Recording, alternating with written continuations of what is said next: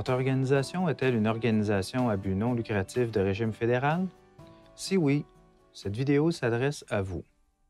Elle vous explique comment faire la transition vers la nouvelle loi canadienne sur les organisations à but non lucratif. Vous apprendrez comment remplir le formulaire 4031, statut de prorogation, qui est nécessaire pour effectuer votre transition. Cette vidéo est la deuxième d'une série portant sur la nouvelle loi.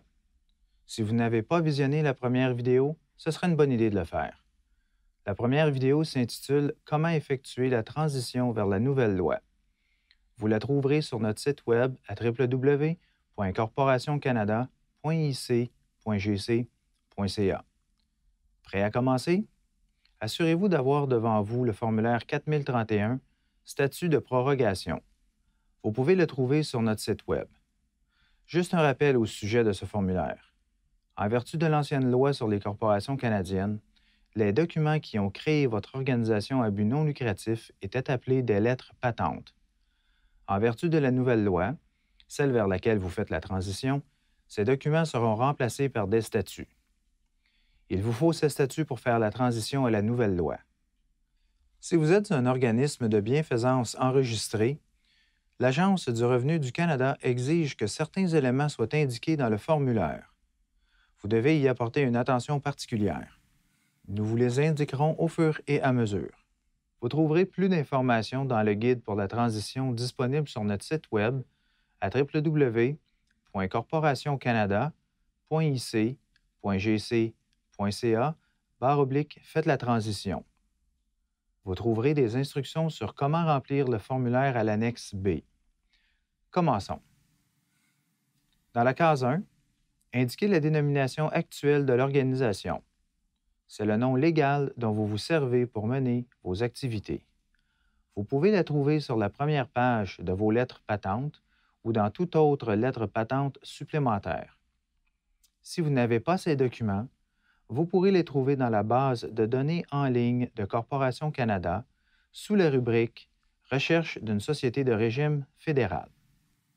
Dans la case 2, inscrivez votre nouvelle dénomination.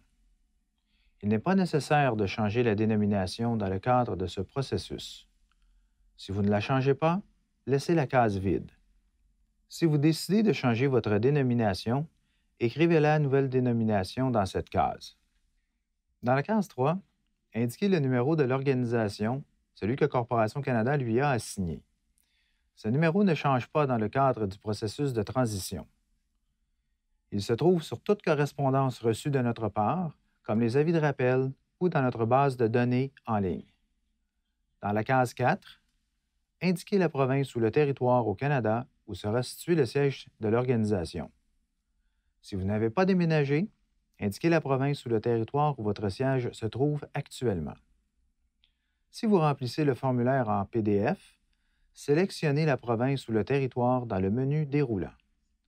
Vous allez nous fournir votre adresse municipale complète dans un autre formulaire. Dans la case 5, indiquez les nombres minimal et maximal d'administrateurs que l'organisation est autorisée à avoir. Vous avez deux options. Si vous souhaitez avoir un nombre fixe d'administrateurs, 6 par exemple, inscrivez le même nombre dans chacune des cases. L'autre option consiste à indiquer dans les cases le nombre minimal et le nombre maximal d'administrateurs. La case 6 contient la déclaration d'intention ou ce qui est appelé couramment les objets. Vous les trouverez dans vos lettres patentes ou vos lettres patentes supplémentaires. Si vous ne changez pas vos objets, vous pouvez copier la majorité de l'information qui se trouve dans la déclaration d'intention. Si votre organisation est un organisme de bienfaisance enregistré et vous avez l'intention de changer vos objets, nous vous recommandons de consulter l'Agence du revenu du Canada à www.cra-arc.gc.ca. Dans la case 7, tracez la liste des limites imposées aux activités que votre organisation peut mener. Généralement, cette case est laissée vide ou encore le mot « aucune » s'y trouve parce que la plupart des organisations ne veulent pas avoir de limite. S'il y a une raison pour laquelle vous devez limiter les activités de l'organisation, c'est l'endroit où vous devez l'indiquer. La case 8 porte sur les catégories de membres, soit la façon que vous aurez choisi pour structurer ces catégories. Chaque organisation doit avoir des membres et au moins une catégorie de membres. Si vous choisissez d'avoir plus d'une catégorie, la case doit également contenir des renseignements sur la catégorie ou les catégories qui auront droit de voter aux assemblées. Dans la case 9, nous demandons une déclaration sur la répartition du reliquat des biens de l'organisation en cas de liquidation. Il est toujours possible qu'il reste des biens après qu'une organisation aura payé toutes ses dettes. Cette déclaration indique où iront ces biens. Ils pourront être partagés entre les membres ou remis à une autre organisation. Si votre organisation est un organisme de bienfaisance enregistré, notre guide pour la transition vous indiquera spécifiquement ce que vous devez faire. La case 10 est un peu comme un fourre-tout, parce qu'elle permet d'ajouter des dispositions supplémentaires que vous désirez retrouver dans les statuts de votre organisation. Par exemple, la façon dont un poste vacant d'administrateur peut être pourvu.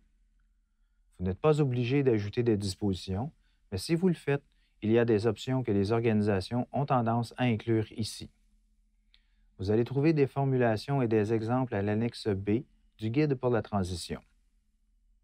La case 11, la dernière, contient la déclaration. Cette déclaration doit être signée par un administrateur ou un dirigeant autorisé de l'organisation.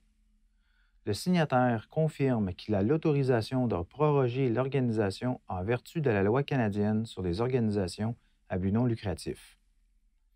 Cette personne doit inscrire son nom à lettre moulée et son numéro de téléphone. Après avoir rempli le formulaire, imprimez-le et faites-le signer. Pour faire une demande de transition, vous devez déposer en même temps le formulaire 4031 et le formulaire 4002 qui exige une adresse municipale complète du siège ainsi qu'une liste complète des administrateurs et leur adresse respective. L'étape 5 du guide pour la transition contient une liste de tous les documents que vous devez nous faire parvenir. N'oubliez pas qu'il n'y a aucun frais. Il y a 3 façons d'envoyer vos documents. Par courriel, par la poste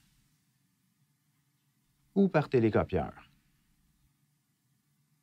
Notez que vous ne pouvez pas utiliser le centre de dépôt en ligne pour déposer vos documents. Si vous avez des questions, vous pouvez nous joindre au 1-866-333-5556 ou visiter notre site web à www.corporationcanada.ic.gc.ca.